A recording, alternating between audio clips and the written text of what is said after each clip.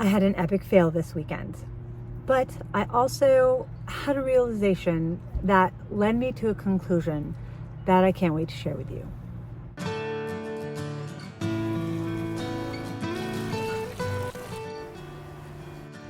Thanks for stopping by my channel. My name is Freya.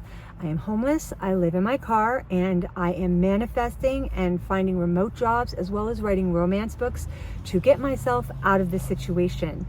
If you find value in my channel and my videos, please do like, subscribe especially, and please leave a comment and let me know how you are. So today I'm going to talk about my epic fail with Instacart and survival mode and some other things that happened that just felt really awful. This is a really very human video right now. So the first thing that happened is that I signed up for Instacart. As some of you know who watched my last video, I am adding it into my other remote jobs and my novel writing to see how it works out and see if I can make money using it. I mean, people use Instacart all the time. That was my dog Percy. I haven't got my solid card yet. It is in the mail and I'm waiting for it now, but I only have the digital card on my phone. And I've heard that once you do get that card, more jobs come up. So we'll weigh it into what happened this weekend and my geographical location. So I am in Southern California, and I waited by some major shopping areas that the app told me to wait by. I was in one section that had a Target, Best Buy, Stater Brothers, and another store I can't remember. Nothing. I waited there for almost an hour and a half. I tried another store called Lazy Acres, and again, over an hour, and nothing happened. I tried another section that has like a Ralph's, a Vaughn's, Sprouts. Again, this is the next day. I spent so many hours waiting for something to come up. I finally got one order in all of that time that was worth taking. Somebody wanted someone to go in and get 35 items and drive 12 miles to their home for a $2 tip. That was crazy. I had to say no. I did that would have just wasted and burned my gas, which is really precious right now because at present I am very, very low on funds, which will also go into another situation that I'll tell about a little bit later. That was really hard and embarrassing.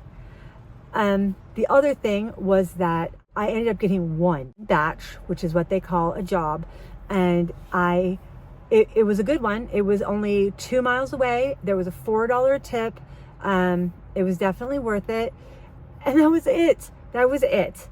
2 days I spent at different shopping areas waiting for a really long time, like an hour at each one, and nothing came up, even though the app was showing me that those were like the orange and red hot spots and that there should have been a batch.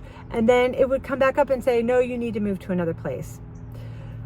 So that was a real wash, and it really was like a hit to the gut because I was really hoping that would be something. So I'm not just gonna stop doing it at all, but I am going to think about some other stores, even though these were like good stores. I'm going to try in another geographical area away from where I am right now and see if it works, and also check and see if it works differently with the solid shopper's card, if there's a difference and if I will get better batches, because the app does say, show more batches once you get that card. So keep your fingers crossed, and I hope that works out good. One thing that was not a fail is that I was able to send 2 of my romance books out to influencers who are going to be reading them and giving a review on Book Talk and YouTube. I am so excited and nervous, but so excited. As soon as those come out, I will let you guys know how that worked out. Okay, next thing. That's not fun. Oh. This is really vulnerable to talk about, and I don't know if I want to talk about it. I talked about it with my oldest daughter, who reassured me that there are really tough times right now, and that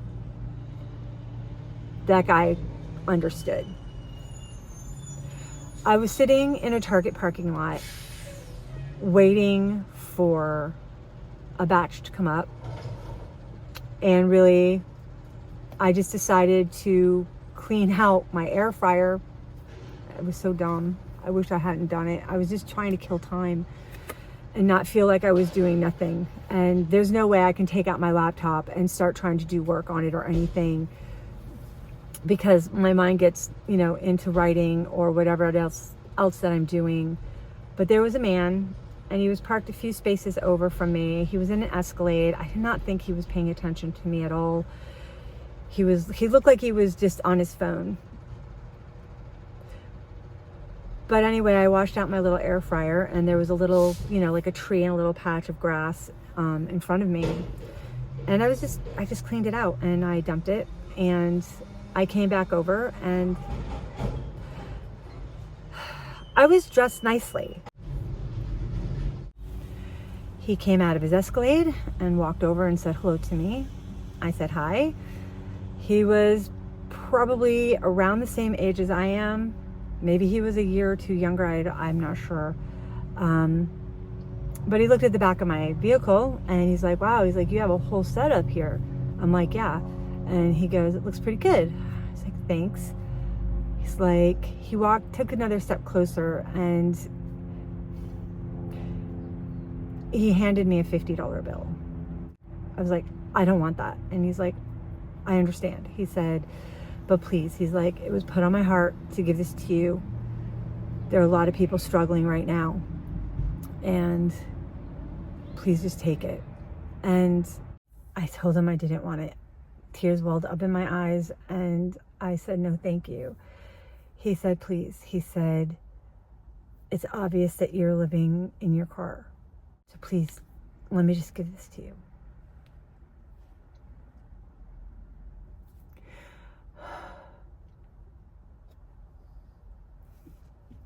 I cried. I cried for 2 days put together. I couldn't say no because I had literally ran out of gas. I didn't have anything left, and I was really hoping to make some money with Instacart. I didn't look rough. I mean, I was wearing a nice little dress, and my hair was clean, but I will never wash that air fryer like that again. It hurt. It hurt to know that I was still in this situation, that I'm working so hard to get out of it, but that's how he saw me.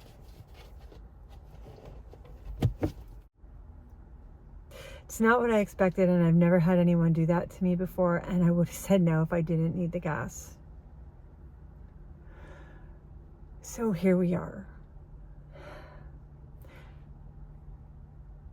I am homeless, and I am fighting and manifesting and working to get out of it. But that moment, it was felt so acutely.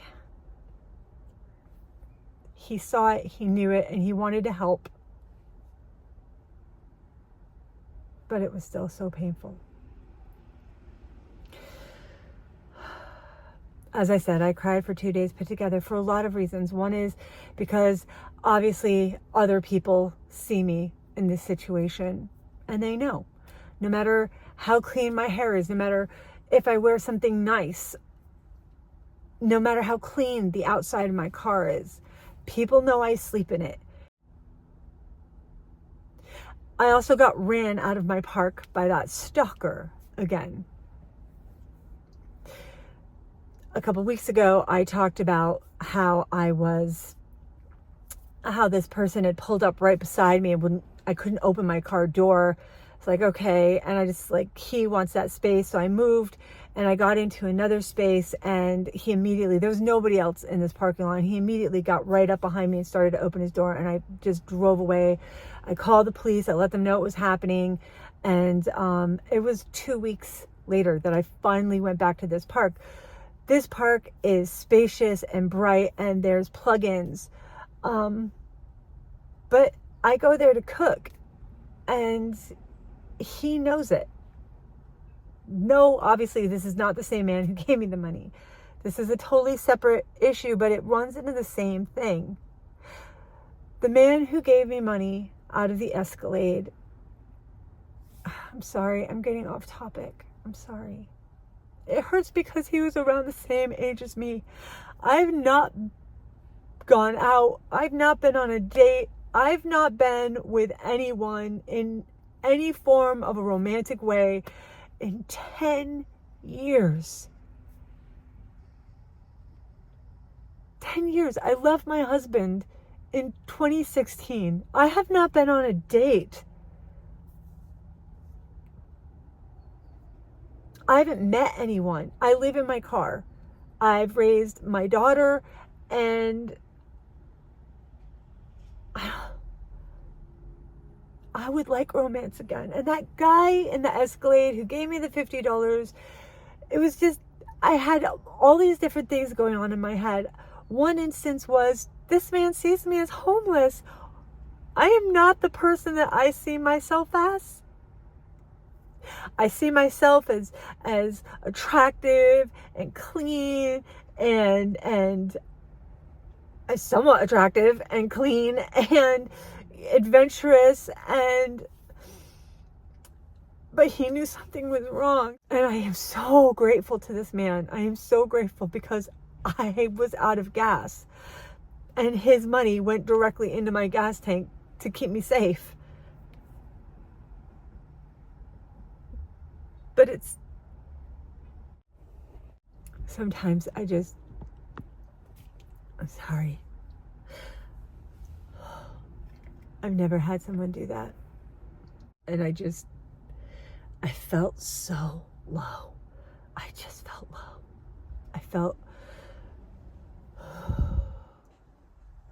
I felt acutely homeless in the eyes of someone else. And that is devastatingly painful. A really hard pill to swallow. Okay? And then on top of that, because again, human video, and things got worse. Well, I went to the park that I frequent, and that guy who was stalking me was there again, and it got worse this time. There were workers at the park. I pulled up and I parked, and I brought my stuff out to do some batch cooking so I could just get it into my refrigerator and not have to think about it, so I could just focus in on my work and accomplishing things. And after I had everything set up, he pulled up again right next to my car, just so close. I could not have even got into the car to drive away, and was looking right at me. So my car was pointed right like this. I was right out here. So like the pavilion was out here, I don't know, 30 feet, 40, 50 feet, something like that. I was parked here, so my nose was facing the pavilion where I was cooking, and he pulled in right next to me. He drove away. And so I got all my stuff and I packed it back up. And while I was packing up, because I couldn't carry everything in one shot, I had to go in a couple trips. My second trip around, I realized that he was circling back around again. And at this moment, it got pretty crucial, because the workers who were there, they'd been like cleaning out the bathrooms and just like, blowing leaves and things. They got back in their work truck, and he parked again. He didn't park right next to me, but he parked right behind me. So I raced And while they were still there, I rushed and I got the last of my things in and I booked it out. And as I was leaving the parking lot, I saw the way the park is, there's a lower level and an upper level. And I saw a state park worker going up for the city. It says state of California on his emblem, but he started going up to the second level, and I followed him so I could get behind him. And then the minute he stopped, I like pulled over and started telling him what had happened, that this guy had followed me before last time I was here, and now he's following me again. The same thing about him parking like he did. And he's like, okay, he's like, where's he now? I'm like, well, right now, as far as I know, he's parked down at the lower parking lot. He's like, all right, I'm going to go down. I'll take a look. So he drove down. I got back in my car and started to leave. And when I did, 2 seconds later, I was not even out of the parking lot yet, and he came up and he got right behind me again. It's a black GT with red stripe in the front. And when I saw him get back up behind me, I freaked out, and I drove as quickly as I could down to the lower section. He followed me right into the parking lot in the lower section, and I drove like right in front of the big truck that the worker was in. And I like pulled over. I'm like, that's him. He's right behind me. And the minute I did that, the little black GT the guy saw what I did, and he spun out and turned around and booked it to the exit. And the guy in the state truck went right after him. About an hour later, I got a phone call from the police, and they said that they were watching him now because the worker called. It like happened in real time. That was terrifying. And I'm in my car all the time, and I'm not in an area that's so big that he couldn't find me if he drove to the library or drove to the Y or drove by my sleeping spot. This is when safety becomes such an issue, and I'm scared. And now I can't go back to my park. I can't do any batch cooking, and I'm looking over my shoulder this entire time. So that was another thing that happened. And that pulls into the whole thought of people around here now know that I am homeless. And that's awful. That's an awful feeling. That man knows that I cook there.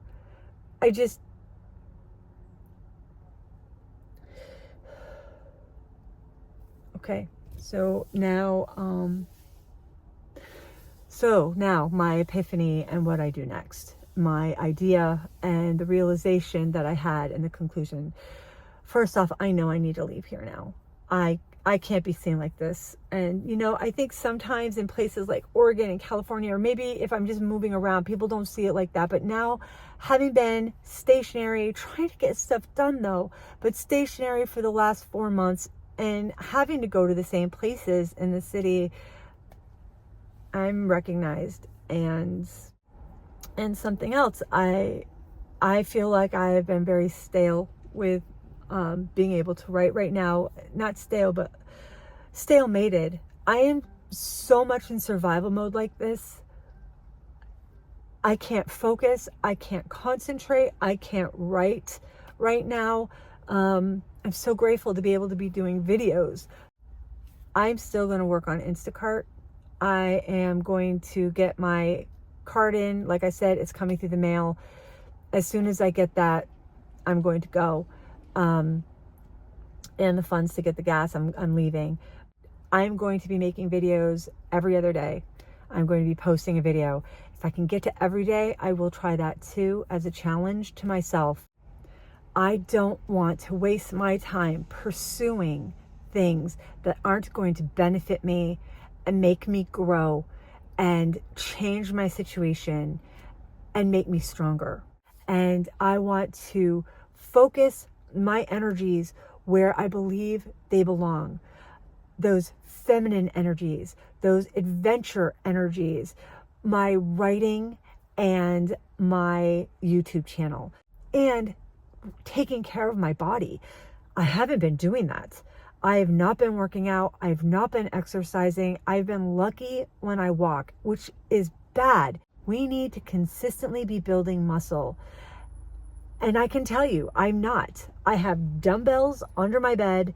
I have a jump rope under my bed. I've been going to the Y And I've still not been able to take the time to actually implement a strategy for my own physical health. And we all know that the physical health also ties into the mental health. So I've been lucky to walk. I've been lucky to continue to take walks. Perseus is great for that. It really helps me because I have to get out and do that. Then to be going on to adventures in geographical parts unknown. That is my plan. And sharing all of that with you. That's what I'm going to do. And this is my life. I don't want to waste 1 minute suffering anymore. I don't want to waste any more time. I've been in this situation for far too long, and just every time I get just a little bit closer, I just seem to just fall back down. No more of that. No more of that. We are manifesting a whole new day. I am manifesting my books being out there, going viral, my videos going viral, and I am so happy that all of you are here to be part of that. Thank you so much for listening to me. I know I got a little rambly. I'm so sorry that that happened. It became very emotional for me, and I really appreciate you staying. Please like, subscribe, and if you think that this could help a friend or family member, please share my videos too. And of course, as always, if you love to read, please check out my romance and romantic suspense and thriller books. You can find them on Amazon in both Amazon Kindle as well as in paperback. Before I go, I want to do a personal shout out to my Patreons and to my Super Chat friends. You all are absolutely amazing. You have helped me so much. I would like you to know that with all of my heart. My Patreons, Tina, Mac, and Scott, thank you so much for your continued support. You're really helping make this possible. And for my Super Chat friends, Ryan and Leroy, I am so grateful. Because of you, I am going to be able to get a hotel room, and I might just do it for a couple days to relax, to have that mental reset that I talked about before, and also to get some concentrated writing and filming done. And when I do, I will let you know. Like I said, I'm going to be filming either every day I'm going to be putting out new content, or every other day. We'll see how it works. And yeah, thank you so much for your help. And to all of those who are consistently watching my videos, thank you very much. Please remember to subscribe, like, and comment, because it really helps the algorithm. May all of you have an amazing day. Good vibes sending out to all. Live bravely.